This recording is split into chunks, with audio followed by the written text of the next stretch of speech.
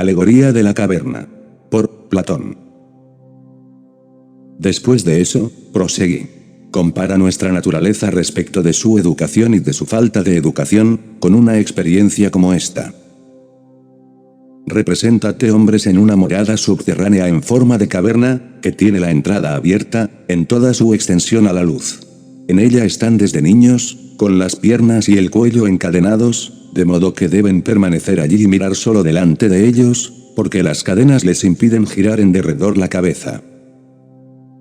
Más arriba, y más lejos se halla la luz de un fuego que brilla detrás de ellos, y entre el fuego y los prisioneros, hay un camino más alto, junto al cual imagínate un tabique construido de lado a lado, como el biombo que los titiriteros levantan delante del público, para mostrar, por encima del biombo, los muñecos. Me lo imagino. Imagínate ahora, que del otro lado del tabique, pasan hombres que llevan toda clase de utensilios, y figurillas de hombres y otros animales, hechos en piedra y madera, y de diversas clases, y entre los que pasan, unos hablan y otros callan. Extraña comparación haces, y extraños son esos prisioneros. Pero son como nosotros. Pues en primer lugar, ¿crees que han visto de sí mismos, o unos de los otros, otra cosa que las sombras proyectadas por el fuego en la parte de la caverna, que tienen frente a sí? Claro que no, si toda su vida están forzados a no mover las cabezas. Y no sucede lo mismo, con los objetos que llevan los que pasan del otro lado del tabique. Indudablemente. Pues entonces, si dialogaran entre sí, ¿no te parece que entenderían estar nombrando a los objetos que pasan, y que ellos ven? Necesariamente.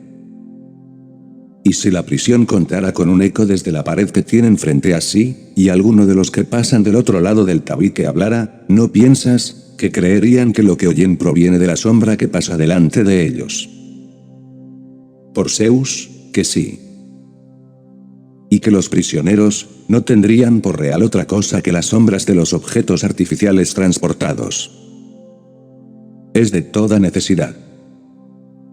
Examina ahora el caso de una liberación de sus cadenas y de una curación de su ignorancia. ¿Qué pasaría si naturalmente les ocurriese esto, que uno de ellos fuera liberado y forzado a levantarse de repente, volver el cuello, y marchar mirando a la luz, y al hacer todo esto, sufriera y a causa del encandilamiento, fuera incapaz de percibir aquellas cosas cuyas sombras había visto antes?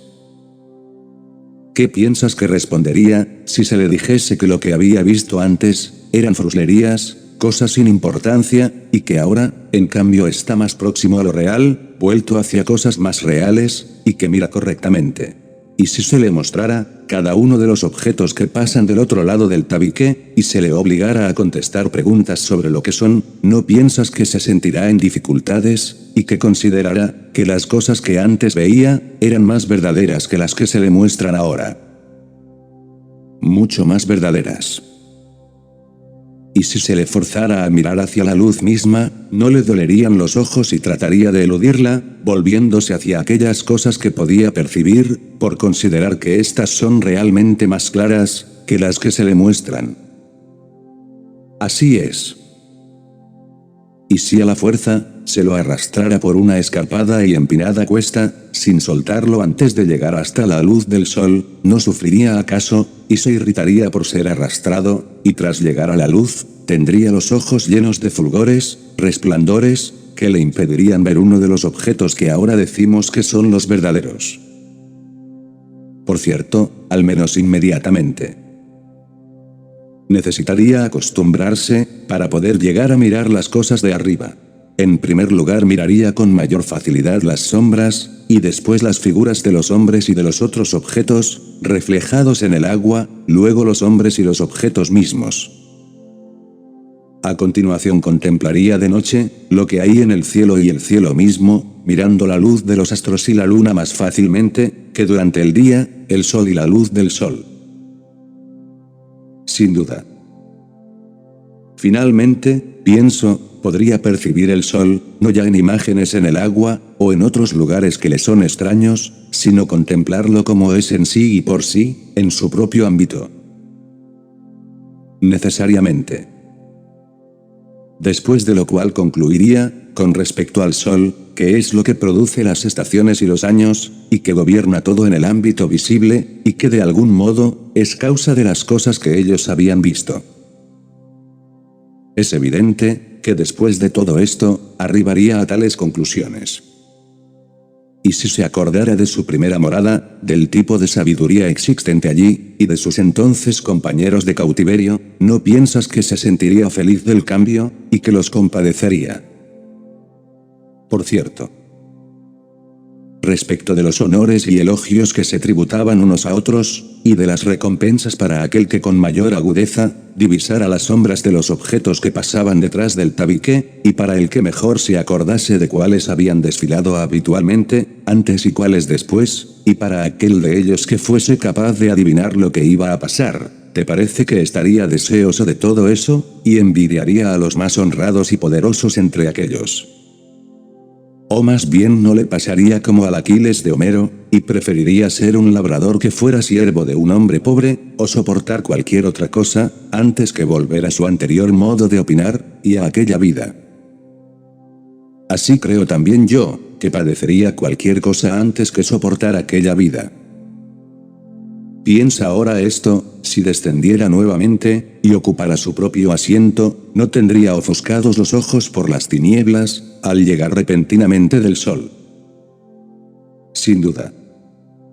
Y si tuviera que discriminar de nuevo aquellas sombras, en ardua competencia con aquellos que han conservado en todo momento las cadenas, y viera confusamente hasta que sus ojos se reacomodaran a ese estado, y se acostumbraran en un tiempo nada breve, no se expondría al ridículo, y a que se dijera de él, que por haber subido hasta lo alto, se había estropeado los ojos, y que ni siquiera valdría la pena intentar marchar hacia arriba. Y si intentase desatarlos, y conducirlos hacia la luz, no lo matarían, si pudieran tenerlo en sus manos y matarlo. Seguramente.